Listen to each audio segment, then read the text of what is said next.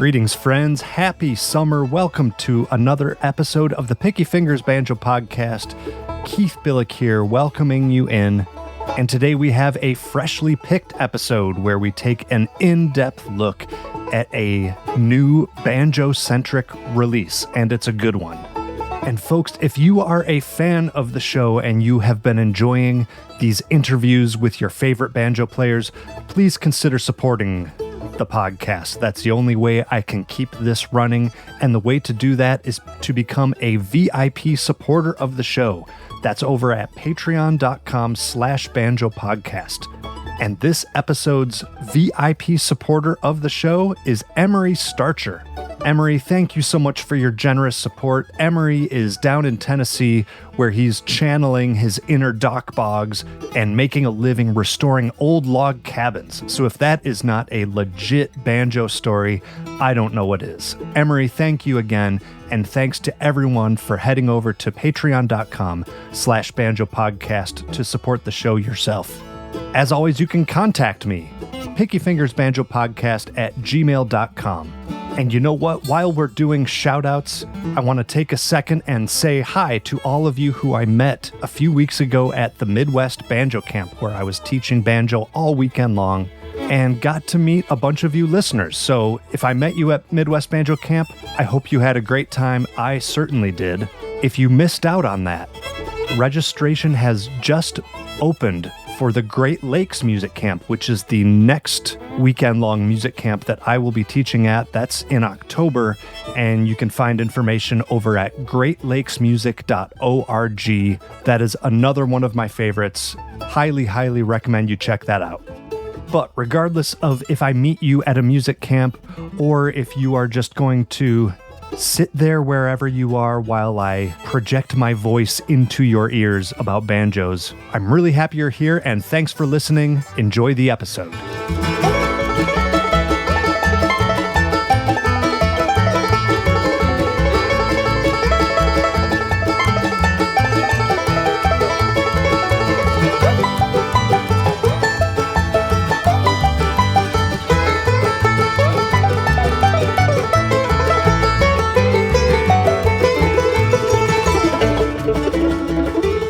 Today's freshly picked episode is an in-depth look at Daggomit. And no, I did not just stub my toe. Daggomit is the title of the brand new release from Max Wareham. Max is a longtime friend of the show. He was profiled a couple years ago in an in-depth interview. He is the longtime banjo player for Peter Rowan, and this is his debut solo project. He rounded up an all-star cast of musicians to help him out. And here to talk about the album with me is none other than Max himself. I always appreciate Max's insightful and thoughtful approach to music, and the result speaks for itself. The album is steeped in the traditions of bluegrass banjo, but with plenty of Max's original compositions, original takes on traditional tunes, and of course his amazing banjo playing. So let's hear all about it. Here to talk about his new album, Daggomit, give a warm Picky Fingers welcome to Max Wareham.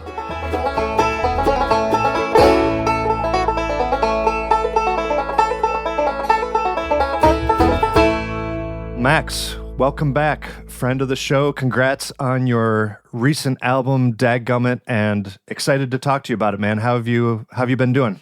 I've been doing great, Keith. Thanks for having me back on. It's one of my favorite podcasts to listen to, and it's an honor to be here with you.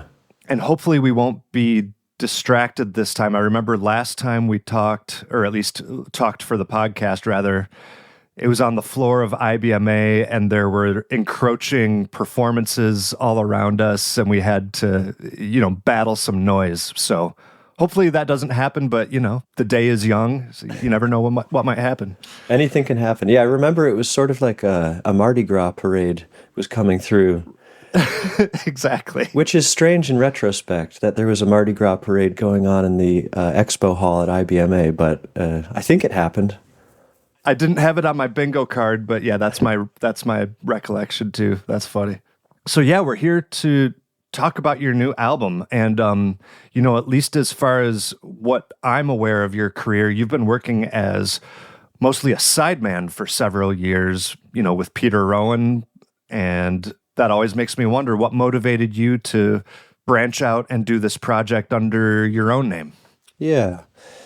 Well, I'd been writing a lot of songs and tunes myself and wanted to share them. I feel like the experience of being on the road with Peter and touring quite a bit and playing quite a bit has been a very educational experience. And so to think about it as education, it was sort of like, for me, it was like musical grad school. It's your thesis? Yeah, this is my thesis. Nice. Yeah.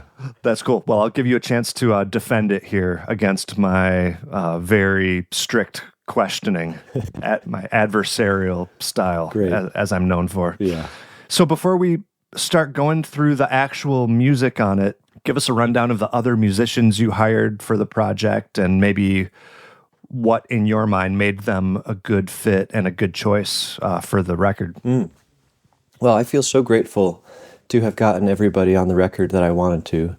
In thinking of the record and in dreaming about the record, I had my top players in mind, and I thought, wow, how cool would it be if I could get this band to play? And that's the exact band that I got to play. So it's I have a lot of gratitude that was something that was able to happen.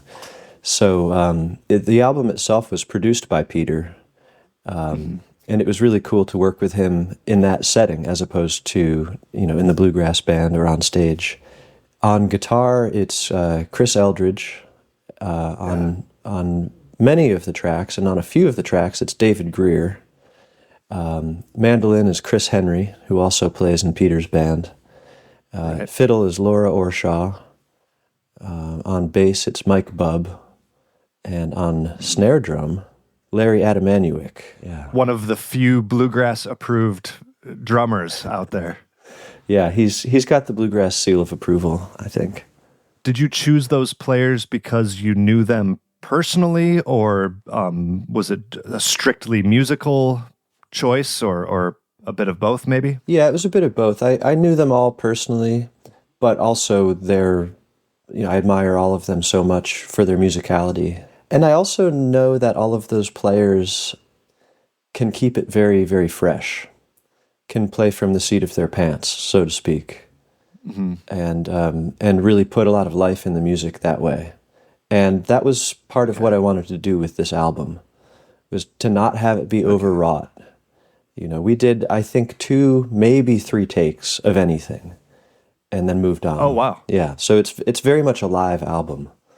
And I knew that all these players work very well in that setting. Yeah, they can all roll with that kind of approach, I think. Yeah. Fine choices. I'm a big fan of all of theirs as well. And I'm sure we'll talk more about them and the recording philosophy as we go through. So yeah, the kickoff tune, no doubt right off the bat that we're going to get to hear a good banjo album.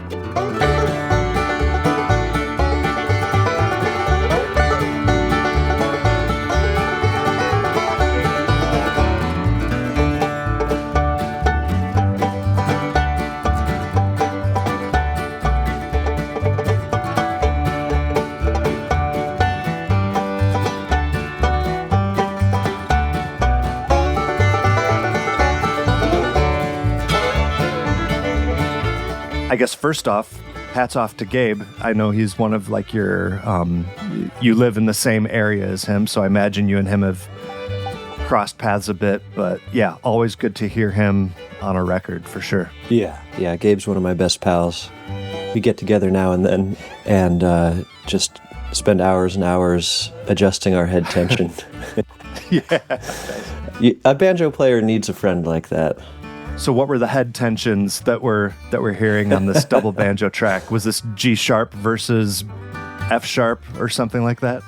It's funny. Halfway through the recording sessions, I changed my setup pretty drastically because my head was too tight. Oh, wow. But this track was from one of the looser head sessions. The later ones? Yeah. The looser head sessions. I like that. Those are the outtakes or something like that. Yeah. the title of the tune, I don't know if I actually mentioned that. It's Walking in Jerusalem, which a lot of people will know. It's a classic song in the bluegrass repertoire, but it's an interesting song choice for a double banjo tune because this is mostly performed as like a vocal feature, like in a gospel style. And you kind of flip that on its head by making it an upbeat instrumental. And I guess I'm wondering, is there a precedent for that, or was that your idea? And then on top of that, is that a concept that's attractive to you, like finding unusual songs to make into banjo instrumentals? Well, to answer your second question first, yes, definitely. I'm really into the idea of pulling melodies and songs from anywhere, from any style of music, and trying to put them into a banjo roll. And I think there's definitely a precedent for that. Going back decades, I think Alan Shelton was doing a lot of that back in the 50s, taking like pop jazz melodies like The Lady of Spain. Yeah, or 5'2". 5'2", yeah, exactly. Right. And setting them to a banjo roll. Well, in fact, even Earl was doing it, the bugle call rag, and right. It's slipping my mind now. Yeah, the Dixie, one of the Dixies. Yeah. So this was going on since the beginning of bluegrass, I think. As far as taking gospel music and setting it to like a faster bluegrass tempo instrumental, I imagine it's been done, but that's just always been one of my favorite songs.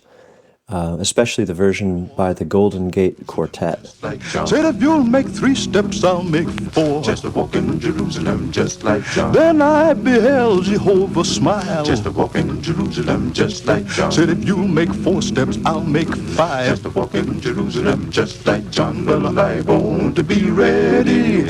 I want to be ready. I want to be ready to walk in Jerusalem, just like John. Gonna walk. I tear up when I hear it. It's just so moving. There's this sense of jubilation in their singing that just speaks to me so much. And so, I love playing this song with my friends when we're sitting around picking and singing. And I wanted to come up with a tune for this album that used chimes. Mm-hmm. And I figured out that it was actually pretty easy to play this melody, at least the chorus, using strictly chimes. And every good banjo album has a good tune with chimes in it. Yeah, it's one of the checklist items that you need for your banjo album. Yeah, that's great. It sounds like you and Gabe are very much in sync. Did you really go through and match up down to like the specific roll patterns and everything to make sure everything was precise? Yeah, we did. And by we, I mean... Yeah, it sounds locked in, yeah. Yeah. When I say we did, I mean Gabe did. Because it was sort of on him to come up with this double part to harmonize with me. Well, hats off to you, Gabe. You did good. Yeah, he did. Truly for the nerds only. But on the third chorus, we changed the tuning of his banjo and capoed it up at the 5th fret so that he could get a harmony on the chimes above my chimes instead of below my chimes. Oh, that's awesome.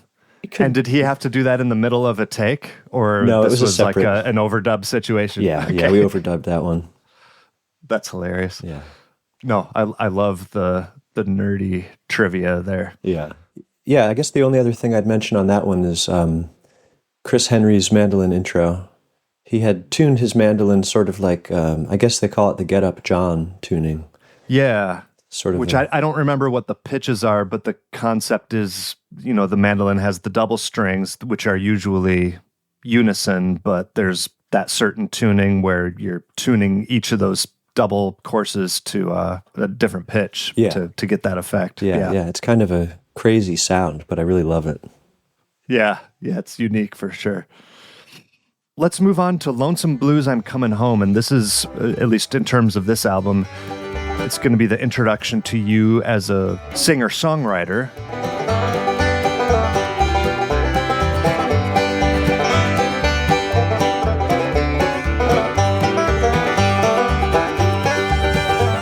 I hear the whistle blow, take me far away from here, back through my childhood and down through the years. I've done all I can do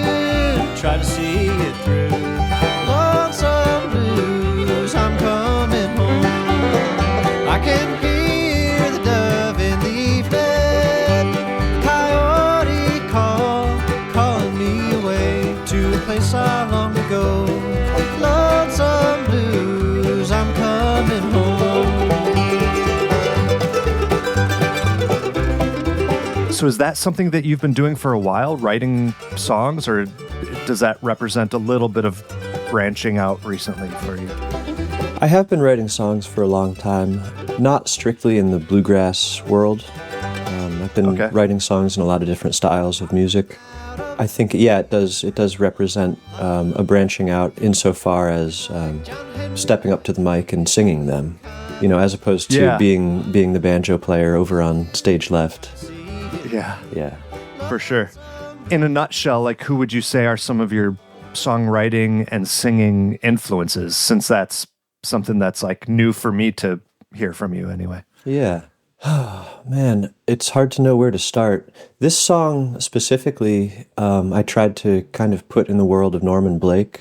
He's talked about a lot as a brilliant guitarist, and I think people are still sort of catching up to what a brilliant songwriter he is.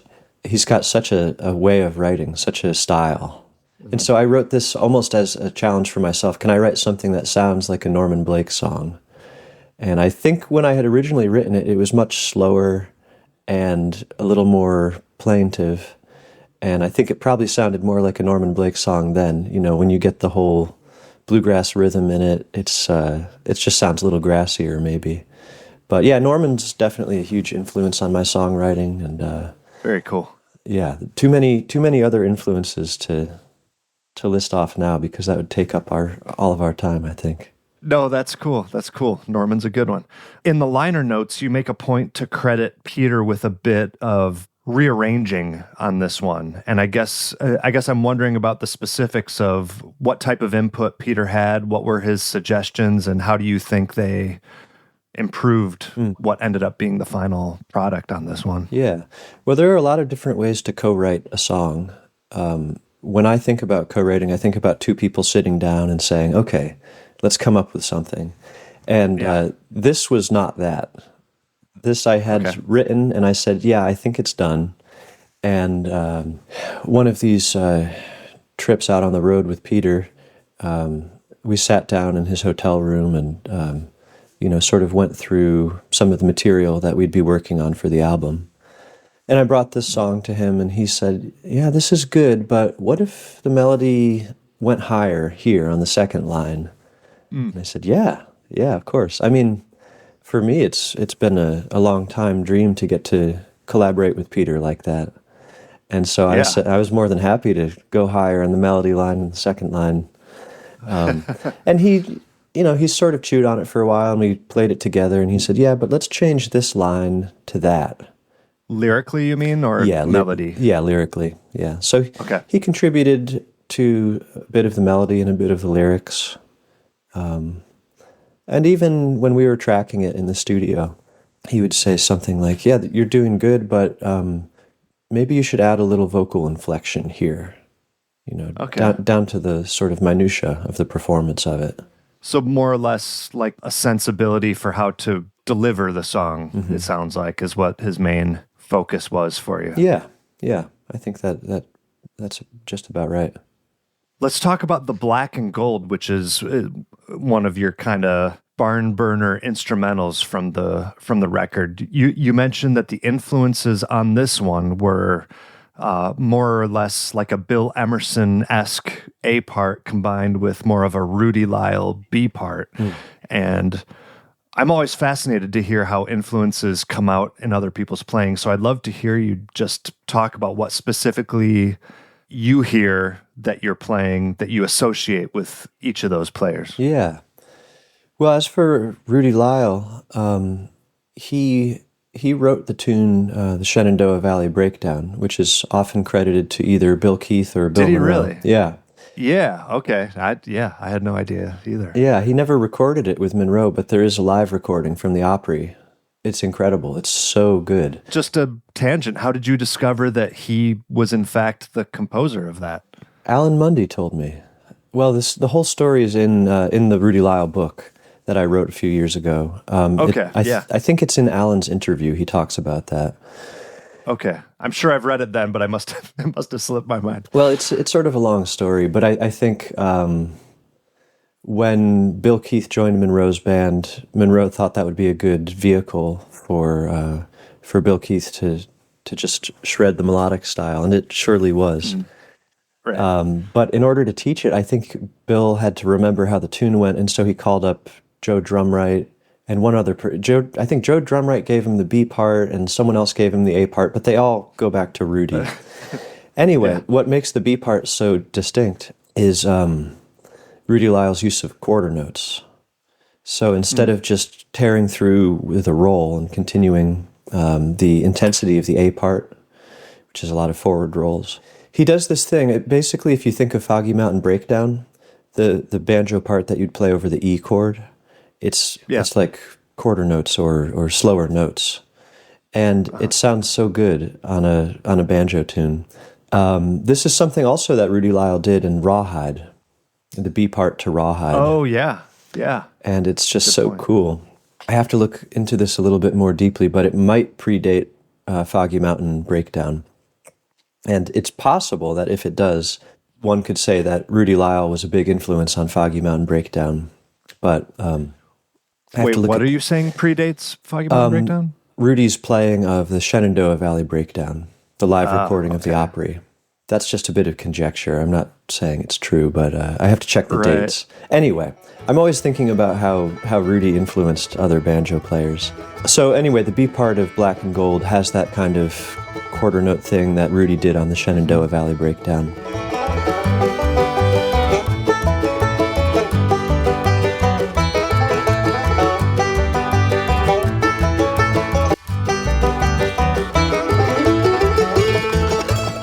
The A part, Bill Emerson, I'm a huge Bill Emerson fan, especially his earlier recordings. Yeah, I dig him as well. Yeah.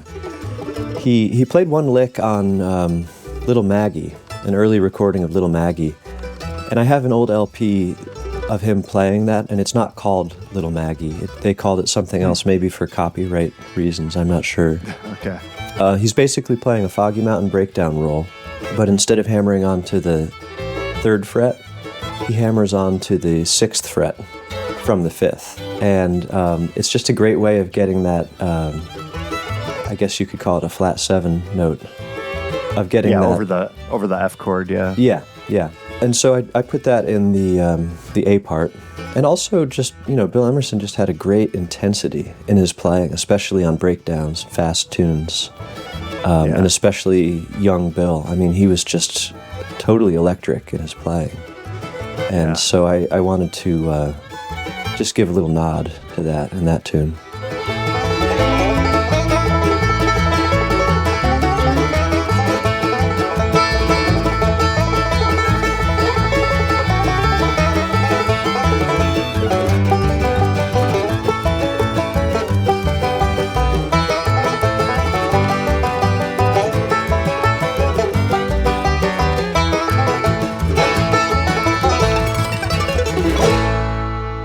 Can't help but mention for people to listen to what Chris Henry does on that recording too. His typical Bill Monroe reimagined type of style. It's that Chris does. Pretty nuts. Totally brilliant. Yeah, I love it. Yeah.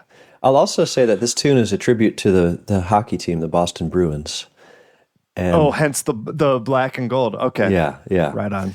I'm a hockey fan, and during the pandemic, actually, I would watch hockey while practicing. And try to, I kind of got this idea from Bill Monroe and baseball.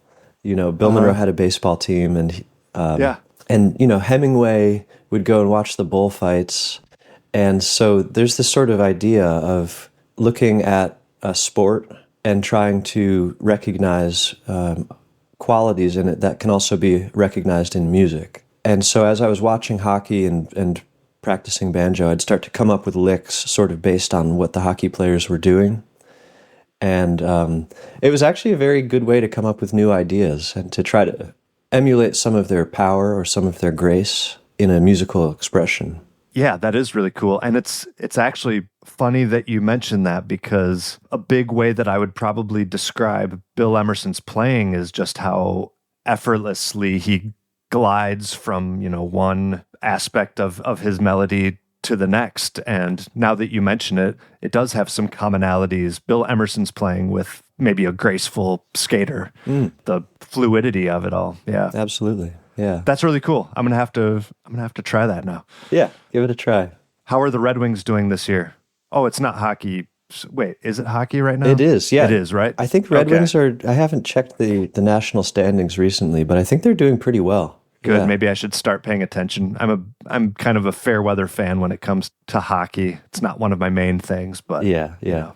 No, they're a good team. They have a good spirit. Good. Let's move to Heartaches. Similar to what you were saying about finding cool, unusual melodies to put on banjo. This is like an old Patsy Cline song.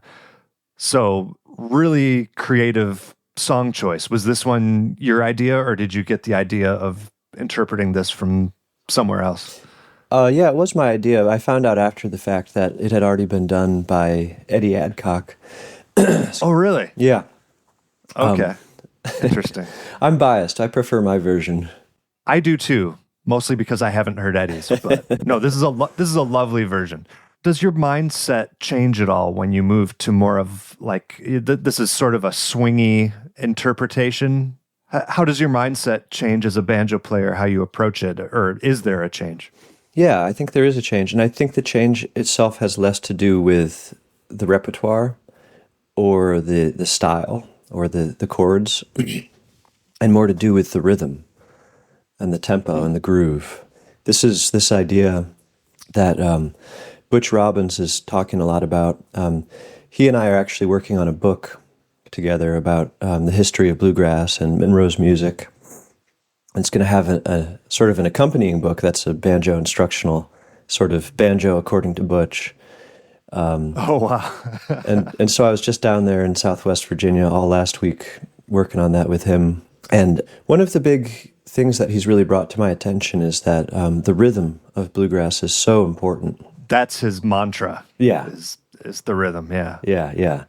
And so I can recognize that too in my own playing, that like when I'm approaching something like Heartaches, I'm not necessarily thinking, this is a sort of a jazzy number, I should play something jazzy.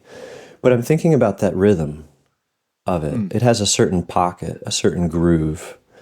And I think that for me is the compass more than like what the song is stylistically. Are you able to articulate how does that come out in what you're actually playing? Does that make sense? Mm-hmm. Well, if we're just to hop back to Black and Gold for a second, if we're playing like a fast breakdown, I'll be pushing the beat to give it that feeling, that sort of energy. Something like Heartaches is a little bit more laid back in the pocket.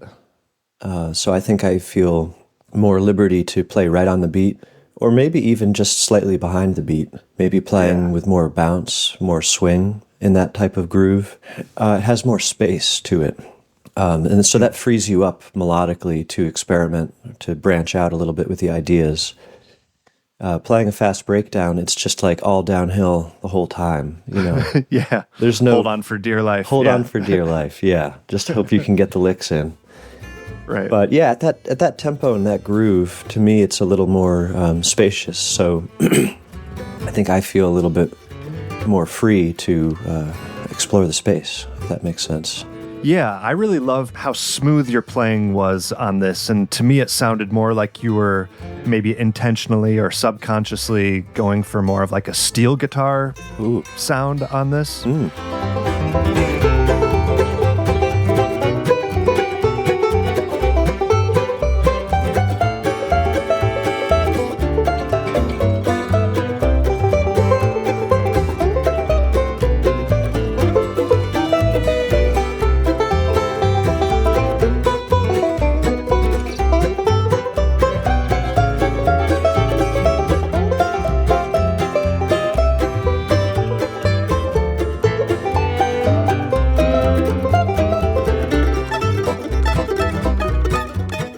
Yeah, I love listening to steel players too, and I think there's definitely a wormhole between the two instruments, banjo and pedal steel.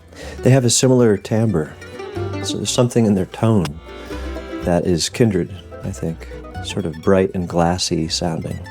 Yeah, it's no accident that a lot of us seem to be attracted to that, whether we actually make the leap into playing it like Bill Keith did or something like that. Yeah, but, right.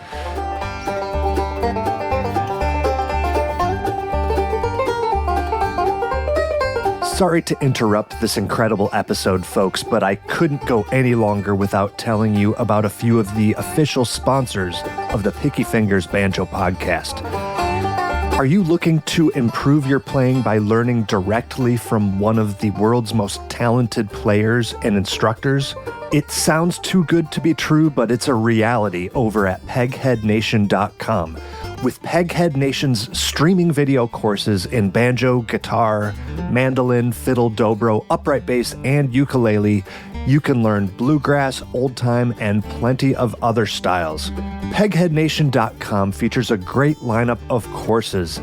This is just the banjo section. You can learn beginning banjo or bluegrass banjo with Bill Evans, old time banjo with Bruce Molsky, the banjo according to Danny Barnes, contemporary bluegrass banjo with Wes Corbett, and banjo in the style of Earl Scruggs or J.D. Crowe with Bill Evans.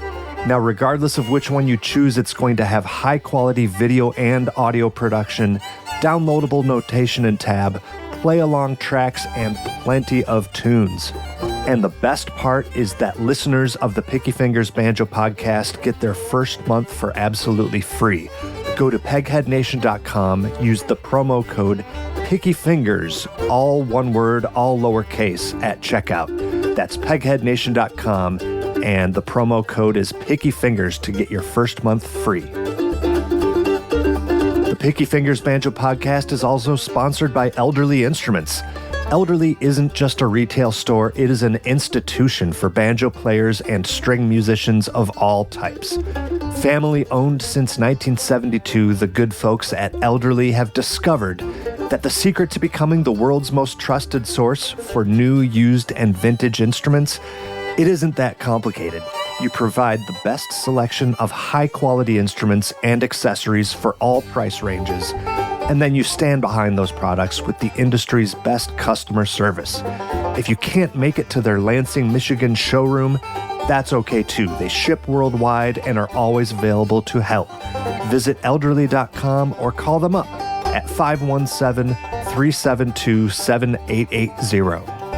And speaking of family businesses, Eric Sullivan of Sullivan Banjos knows a thing or two about that. The Sullivan family has been at the forefront of the banjo-making world for decades now.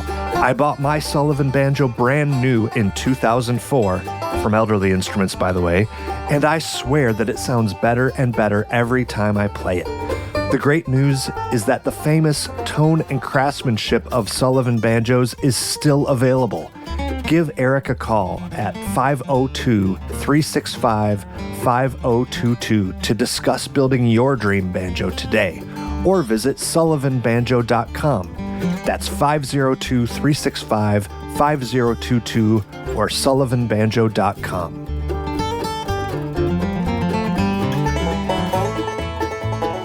The Picky Fingers Banjo Podcast is sponsored by Bluegrass Country Radio, America's oldest bluegrass, old-time, and Americana station. Shows are curated by real DJs, not computer algorithms. From classic bluegrass and traditional country to the best current artists, you'll find it all streaming at bluegrasscountry.org and on the station's free smartphone apps. That's bluegrasscountry.org. The next one, Rexford Falls. You mentioned that this one is inspired, or at least named after, a place that was like meaningful to you, that you spent time with your family.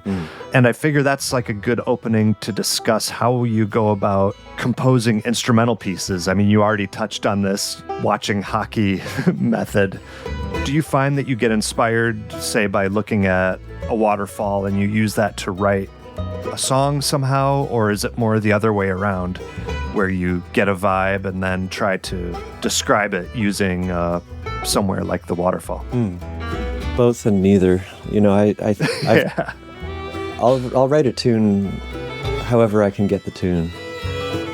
Whether that's inspired by something out in the world or whether it's just coming to the fingers.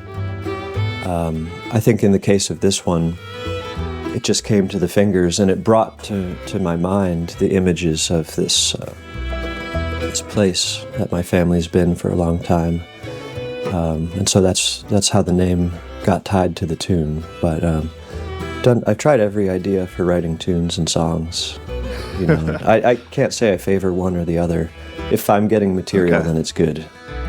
Are you the type of composer who tends to knock these tunes out in one session, or do you have little bits and pieces of partially finished tunes knocking around for years, waiting for you to revisit them? Yeah, again, I'd say probably both. I mean, I've got like 1,000 voice memos on my phone of tune ideas, song ideas. Will I ever get to them? Certainly not all of them. And then other times, the tune comes out in 5 minutes and it's done. But again, not really beholden to any set process there. The next one, Gone Baby Gone, you mentioned that a lot of this record was done in 3 or fewer takes, and I think you specifically mentioned that this one was a one-take recording. Is that true? That is true. One take. And that includes Peter's vocal? Yeah, it was all live.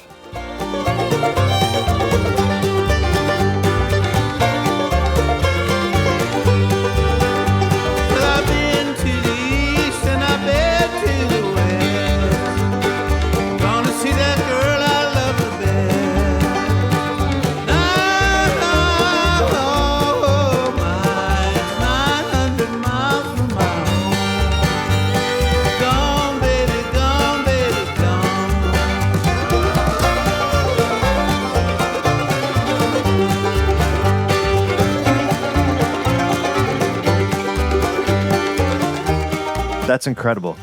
I guess that raises the question, you've been in the studio with Peter now a few times, whether it's for this project or some of his recordings.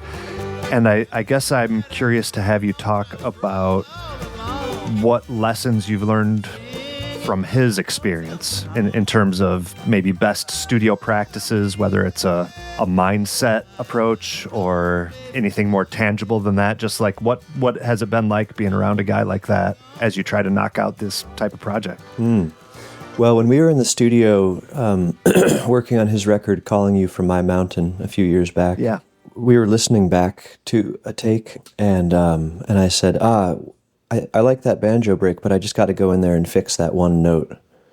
And Peter looked at me sort of like I was crazy, and he was like, "What do you mean?" And I was like, "That note, I played a wrong note." He said, "These aren't notes, they're sounds, and it sounds good." Okay. And that kind of flipped my whole understanding upside down. I went to school for a couple years for music, and so I've had this kind of academic mode of understanding music, which is valid and it's important, but it's not, intellectual understanding is not at the core of the musical experience. It's a way of trying to understand the musical experience, but it's not really part of what motivates the musical experience. Yeah. A big part of my time with Peter has been exploring that idea, to feel music rather than to think music. Big part of his role in the studio when we were working on Daggomit was, we did the second take, and, when you're there working on the takes, you're always critical and thinking, I think there was one spot where I kind of messed up. And Peter's role was to, come in from the control room and to come into our headphones and say, "That was it. That was great." And we'd say, okay. If Peter says it's good, I mean, it's good enough for me. So in his world, what am I trying to ask? Like if you say you hit a wrong note, he's not saying, yes, you hit a wrong note, but it doesn't matter. He's saying there are no wrong notes. It is what it is. And yeah, I remember the last interview we did, you were describing a bit about his Zen approach as well. And this seems to kind of go right along with that. Yeah, I mean, we should get him on the line and ask him to clarify if he thinks there are no wrong notes. I guess I can't speak for him in that regard, but it's almost just like not thinking about whether it's the right or wrong note, but instead thinking about how it sounds and how it feels.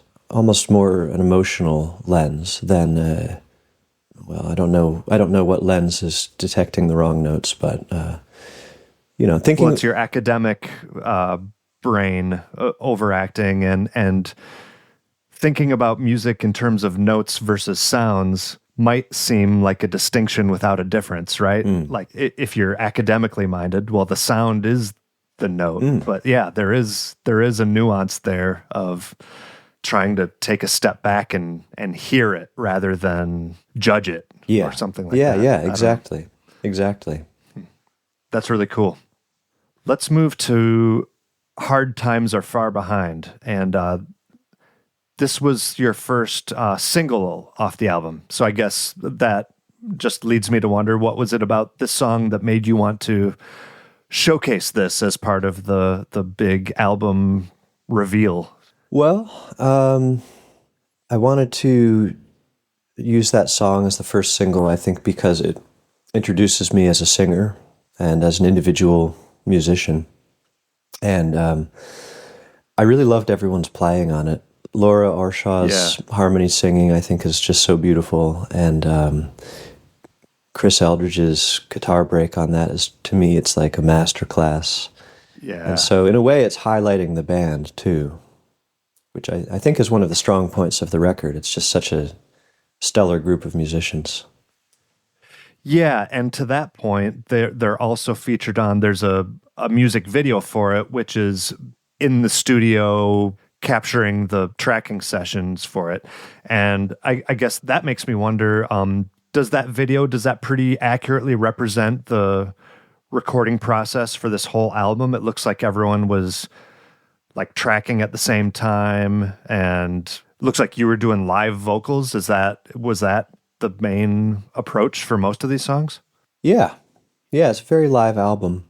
We might have overdubbed the vocals after the fact, or at least some of the vocals on that one. But yeah, I mean, for the most part, we tried to keep it as live as possible. Let's go to Bar Blues. This one is kind of a cool, it's weird to say departure, but it's noticeably a bit looser than some of the other arrangements, and it gives us a nice, like, Foggy Mountain Special-esque boogie woogie feel. And I'm really glad you included something like this, where we've given props to your side musicians a few times, but we'll do it one more time, where they have a chance to really stretch out on their solos a little bit, and everyone plays some really cool stuff. Everyone's clearly improvising their break, and I'm wondering, to what degree were your solos on this album improvised in general? Talk about what your preparation is in a general sense. In a general sense, if I'm preparing for a session, I'll have a pretty good idea of an interpretation of the melody. And when I get into the studio and when I sit in front of the mic, it's anything goes. And okay. I've got the melody, deep in my fingers, so that's always underlying. But when you're making music with people, it's an in the moment experience, and someone throws in a G run where you didn't expect it, and that sort of pushes you to play something you didn't expect, and so it becomes greater than the sum of its parts in that way. For something like this Bar Blues, it's long form breaks. Each player plays until they're done. So in some cases it might be 4 or 5 times through the form. Other cases it might be 10. Bluegrass has a lot of jazz in its roots, the walking bass and the whole idea of taking breaks. It comes from jazz. It definitely doesn't come from old-time string band music. But when we take breaks in bluegrass, traditionally, we're doing like one time through the form or one time through the verse or something. And so this tune was sort of an experiment. What if we pull from jazz this idea that we improvise as long as we want to before passing it off to the next person? It becomes a whole new challenge of sure, we know how to build a break when it's, the form of a song, but when it's going to be over in 8 bars, yeah. Yeah. And so this is a bit of a different thing. How do you build a break? It's more of a marathon than a sprint, I guess. Yeah. And so what's the answer to that? How do you think about that in a different way? Well, I think you'll just have to listen to the track to find out. There you go. No, it's different for different musicians. You sort of craft it how you like. But I will say, we were talking a little bit about Chris Henry's mandolin playing as we were listening in the studio, in the mixing room back to the track. we were listening to Chris's break, and Peter said, "You can hear the whole history of bluegrass mandolin in his break." Whoa. What a cool compliment. Yeah, super cool. And, it's actually true. He does, each time he takes a pass, he takes sort of a different approach to it. One of them he'll do like the most crazy far out Monroe stuff. Another one he'll do like Jesse McReynolds' split string technique. Wow. Another one he'll do more of like the early Monroe Brothers kind of sound. And so that's the way he answered that question, was each pass he's going to sort of pull from a different shelf of the history. Channel something, yeah. Yeah. That's really cool. Now, in the studio, did you have sight lines on each other? Could you see each other as you were playing? Or how did this, on something like this that has a less defined arrangement, I would assume that being able to see each other is maybe a little more important. Yeah. I could see, I think, probably half of the band. Yeah. And there were a few times passing the torch, as it were, from my break to your break, where people couldn't see each other at all. And so it was this, deep listening. You can kind of hear when someone's wrapping it up. And so a little bit of that was happening. I like listening. I like to play music with people who are doing deep listening to each other. And so that was definitely happening there, out of necessity, granted. Yeah.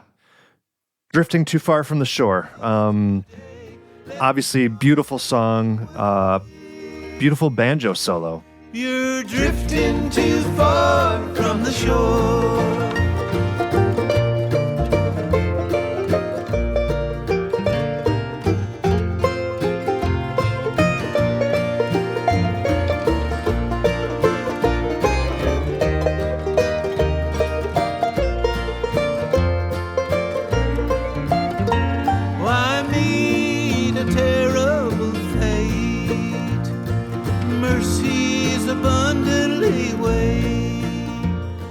And I'm wondering if you have any tips for this type of playing, because I think at times, speaking for myself, but I imagine I can speak for other people, when there's a little more of a gentle vibe, that can actually be intimidating for banjo players. We're used to playing aggressively and raucously and with a lot of razzle-dazzle. And so something that demands a bit more subtlety and sensitivity can actually be scary. So what's your approach to something more like this? Well, there have been a lot of great banjo players who have kind of paved the way for playing over these slower, gentler songs. People like Sonny Osborne and Eddie Adcock have just had this great style. I think both of them were very influenced by pedal steel playing. But this idea of taking a melody, to me it seems like a lot of taking the melody and putting it just on the first string, and then harmonizing it with the second and third strings, or maybe the fourth string too. I know Sonny used the fourth string in doing that, but it's sort of like, how do I take this sort of simple melody, keeping it on the first string, and play chords beneath it that support it and allow you to play it in a sort of mellower way, rather than doing these crazy rolls over it. It's like, I guess people call it chord melody playing. Yeah, definitely a more jazzy technique, I guess. Yeah. You know who I think was the best at that was Bill Keith. Oh, yeah. Yeah, he killed it. Yeah. He had such a brilliant sense of harmonics, and you can you can harmonize a melody on the first string with diatonic chords beneath it. Like there are these set chords that any melody note can fit on top of, and it always sounds good. It's like a foolproof way of coming up with a chord melody. Right. But Bill Keith went further and said, okay, now how do I add seventh chords to this? How do I add ninth chords beneath this? How do I passing diminished chords? Substitutions, yeah, right. Yeah. So I appreciate that about his musicality. I don't think you got too out of the box on this one, because it's a very... No. It's sort of it's a sort of a church song. You kind of want to... It's very simple, yeah. Yeah, you want to wear your Sunday best. I was playing with some folks a few days ago. We were playing a gospel song. Someone was playing such a nasty break. It was like so gnarly, and it was very, very good. And it was something that that I liked, but at the same time, it was a little incongruous because it's like, you know, you don't have to be a follower of any religion to recognize that, you know, sometimes those gospel songs, they have a sacred quality.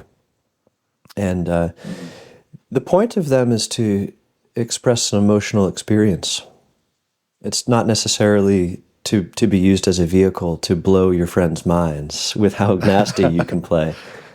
And so I guess out of a sense of deference for that, I tried to keep the break pretty down the middle.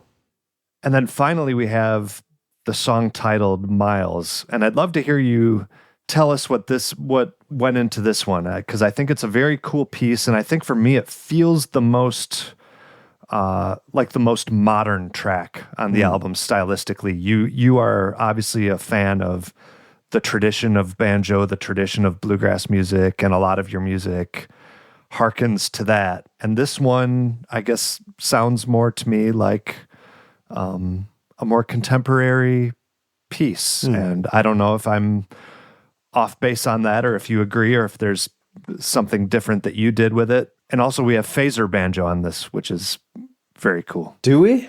Don't we? Oh, is there no phaser effect on this? Not to my knowledge. This is kind of blowing my mind. It's blowing mine too. I swore that I heard some subtle phaser on this. Oh, well. Was anything weird, different with the recording on it? Different mic setup or something? No. Were you moving as you were playing? Not intentionally. Yeah, I wonder. I'll have to listen back to it and see if I can hear it. Oh, I actually want to see if I can hear it right now. Yeah. There's a specific point where it sounds like the phaser comes in. Let me just get to...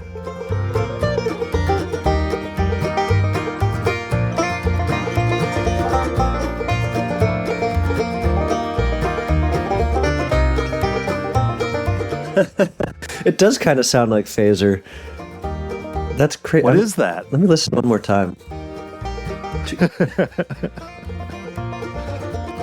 I hear it. I don't know what it is. I think it's... I think on the outro, I hear it too. Like, it's not in your face like Pete Wernick over the top phaser, but there's some modulation happening or something. Huh. Yeah, well, it's not... Do you hear it? I do. It's very subtle, but there's something going on in the overtones that's mysterious. Right. But that's why we love... Excuse me. That's why we love the banjo. Yeah. There are mysterious overtones. No, it's the engineer, Sean Sullivan. He's just so good at capturing the nuances of instruments. And what I think it is just the sparkle of the banjo. And he was able to capture it. You know, that track, it does sound different sonically to me. It feels like it's in a different space sonically. Mm-hmm. I think that's maybe to do with the arrangement and how people were playing it, but also how Sean was tracking us. And he's got an ear for the notes that are hard to hear. I mean, the banjo has these these qualities that are very subtle in the overtones, especially at Granada. I think there's something about the gold that makes it kind of shimmer in its tone. And yeah, when you hear a banjo that's well set up, you hear all these notes behind the notes, you know. Yeah, it can be complex. Really complex, yeah. And I love that. Definitely. I love that sound. Well, just to wrap up for that piece, I mean, to me, it reminds me, like, I'm a huge fan of, like, for example, Chris Pandolfi's compositions, his banjo tunes, and it just sort of, like, reminded me of something that was a little more in that, like, contemporary vibe, so. Yeah, well, I appreciate that. Yeah, I think you're right. I think it is a slightly different scope on that one. I mean, there are no breaks on that one. It's almost more of a compositional thing. Yeah, maybe that's why. It's more of like a musical landscape, just setting a tone and going with it. Mm-hmm. Yeah. Yeah. I see that. I thought it fit nicely at the end of the album, too, just to sort of bookend it a little. Definitely agree. Well, you already kind of got us talking about it, but I'd love to hear about the the gear that you're using. What banjo are we hearing throughout, or is it one banjo throughout? And go ahead and tell us what you were using for this. Yeah, so that was my TB Granada conversion banjo.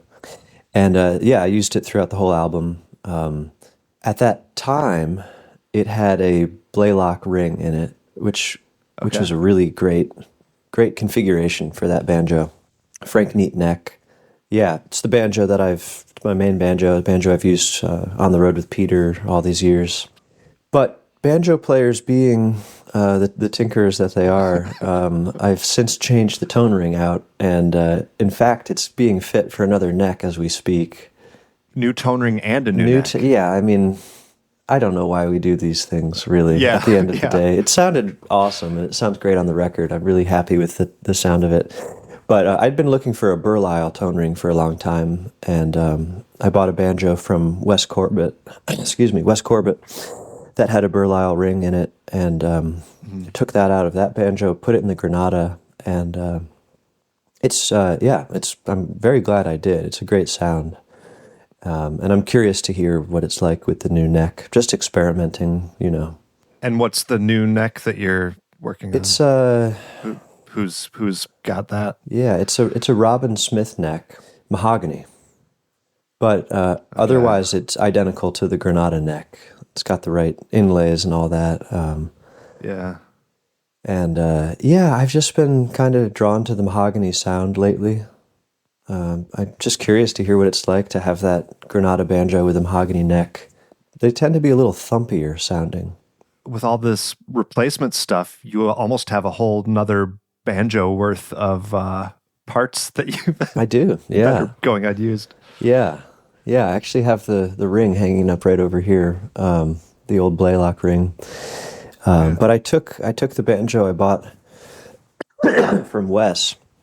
I put a Faulkner tone ring in it, and an old Chris Warner neck on it, and that banjo is tremendous. It's just got such an amazing. I just am so inspired by its sound, and that's part of the reason I thought, well, I should try a mahogany neck on the Granada, because I've got a mahogany on this one.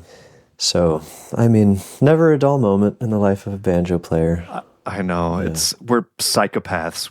We just can never leave good enough alone, I guess. I know. But it's fun. But you know what? To me, it's sort of, it's a noble quest, the quest for tone, know? Even if it's never ending, it's sort of like the ability to imagine something better, I think is actually a really profound thing. Well, it applies to musical abilities too, right? Like if you ever get to a point where you're happy with your playing, that's the end for you, right? Like you're not going to learn anything if you're happy with how you play. Like you always have to think that you suck, at least on some level. Like you can play confidently, but there has to be just a little bit of discontent happening at the same time to keep things moving forward. I think it's important, the ability to imagine it being even better. Yeah. And I mean, if you wanted to, you could extend that even to like who you are in life and how you treat other people. Right. I think I treat people pretty respectfully in general, but like, could I be kinder? Could I be more compassionate? And if you can imagine that you can, then there's a way to get there. Yeah, I agree.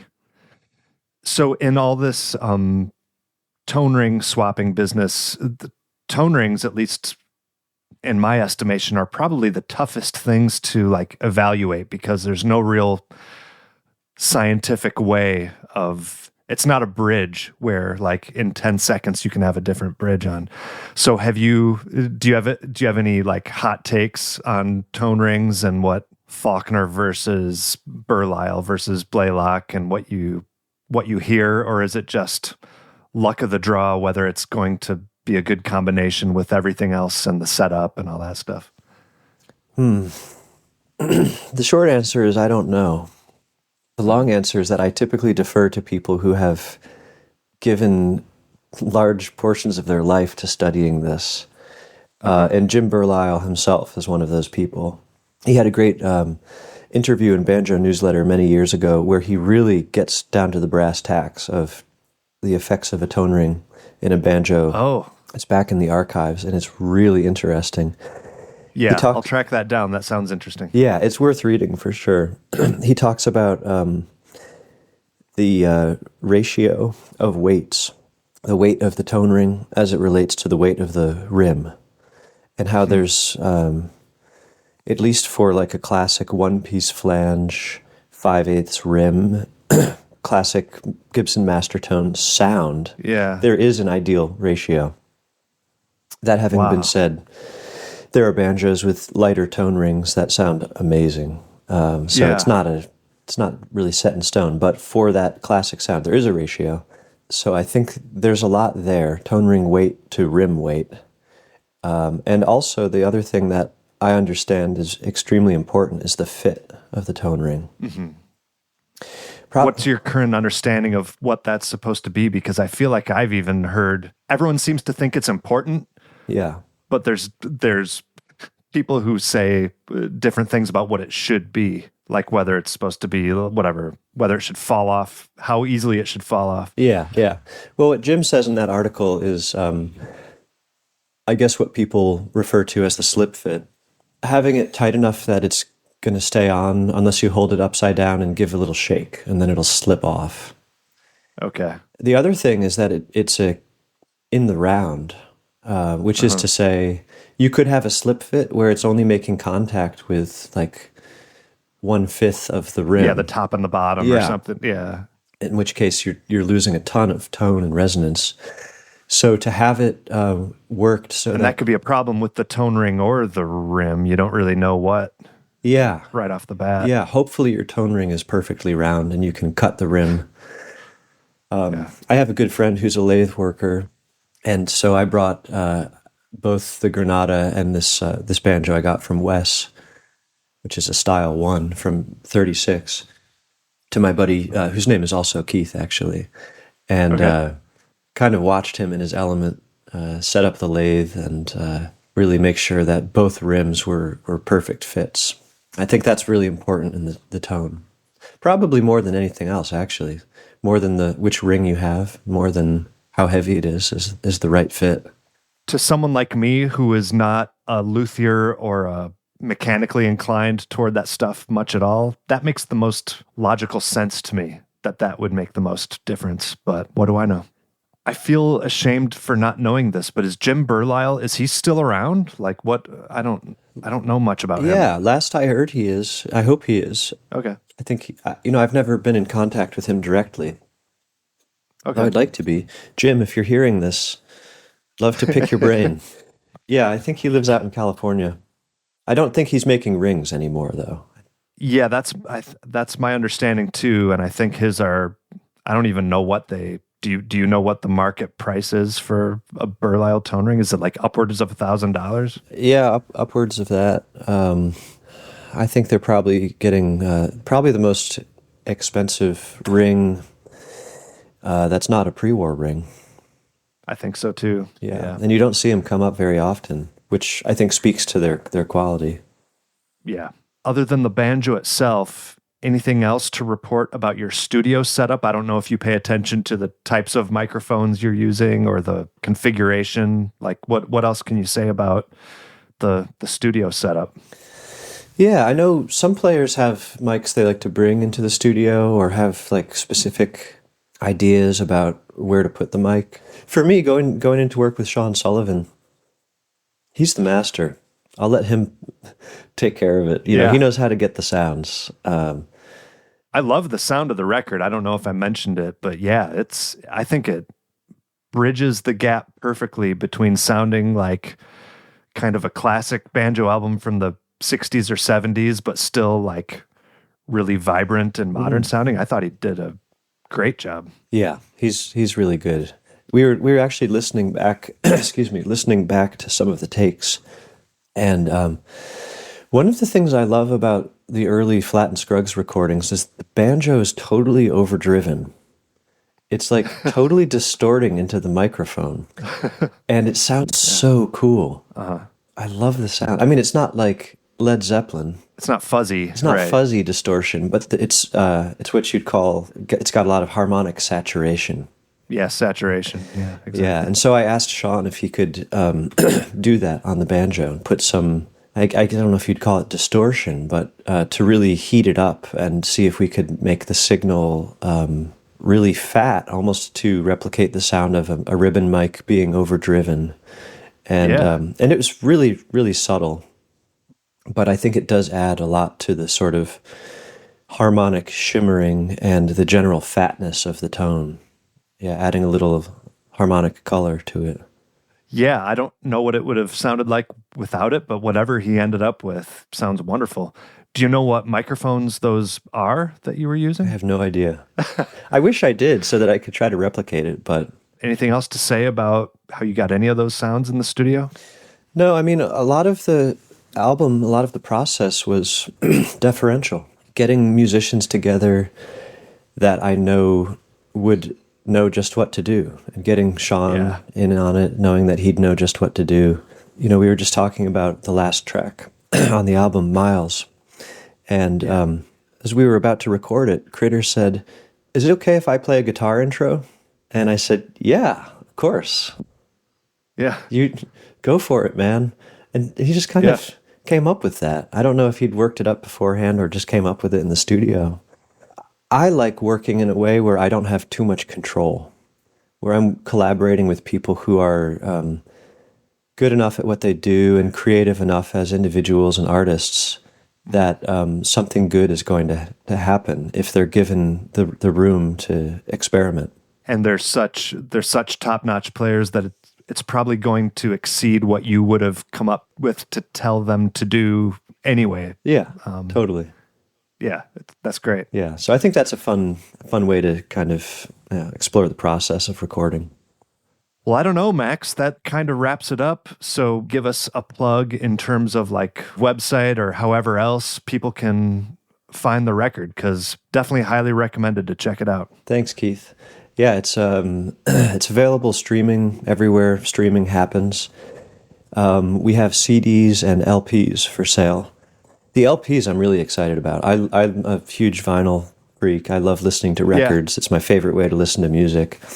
And we had the records cut using the traditional lacquer methods. So the audio quality is like pristine. It's so beautiful. And okay, well, educate me on this. What's the modern method that differs from the traditional way that you're describing? I'm not up on all this. Yeah, well, my knowledge on this is pretty limited as well, but there is a method of producing vinyl that is sort of cutting corners in terms of the fidelity of the sound. And it's much cheaper, and so, it makes for an easy product to sell on the road because, you put less into it. Of course, yeah. But yeah, being a big fan of vinyl myself, I wanted to create a product that was really like high quality vinyl. Yeah, do it right. And that's cool. If folks have turntables, I'd recommend the vinyl for that experience of getting to listen to the music with a warmth and clarity that you can't hear if you're streaming. But also because the album artwork is so zany and funny. And thanks for bringing that up. That gets overlooked a lot in the streaming world, and I just fell victim to it as well. But yeah, give a shout out to like, was that? I assume that's not your art, or is it? No, it's not my art. Who's the artist on that? Yeah, so the artist who did the album art, she lives in the Hudson Valley. Her name is Leila Modirzadeh. That's Modirzadeh. Yeah, and how would you describe it for people who aren't looking at it right now? It is definitely a wacky looking thing. Yeah, well, to me it's kind of like coming out of the world of 90s Nickelodeon cartoons. Oh yeah, exactly. Yeah, that perfectly describes it. Yeah. Which I grew up watching a lot of Nickelodeon, and yeah, me too. Yeah, it's good stuff. Between the album name and the album art, I was pretty deliberately trying to bring some levity into the product and into the bluegrass world. I think in some ways contemporary bluegrass has become a sort of caricature of itself. It's very serious. And somewhat homogenous. I mean, it's become so formulaic, I think, and not that that's necessarily a bad thing. I mean, there's so many. Anyone playing bluegrass at that level has my admiration and respect. But I think the aesthetic scope of bluegrass has gotten narrower. And I don't think that it's not a bad thing, but it's also not necessarily a good thing in terms of creativity, in terms of the music as an art form. So yeah, between the title of the album and the artwork, I was just trying to be, just trying to be lighthearted. It's like Alan Mundy's album Banjo Sandwich. Right. Yeah. The album art on that is so crazy. Almost a grotesque cartoon of this hot dog and this person about to eat the hot dog. It's like so weird, and I love that. It's very creative, you know? It's like out of Mad Magazine or something like that. Yeah. Exactly. It's funny. No, that's a good touchstone reference point. Yeah, for sure. Yeah.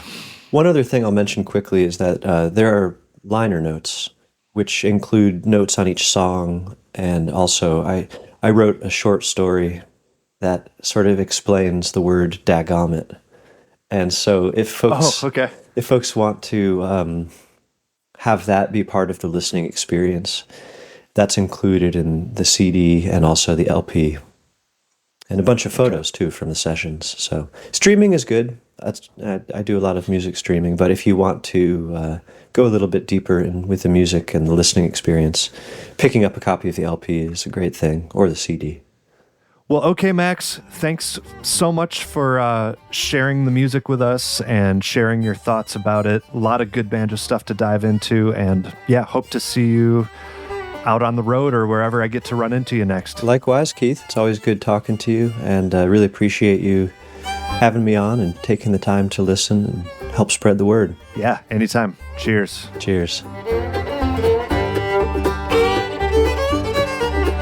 Well, that's all, folks. You've made it to the end of the episode. Thank you once again for joining me. Special thanks to Emery Starcher. That's this episode's VIP supporter of the show.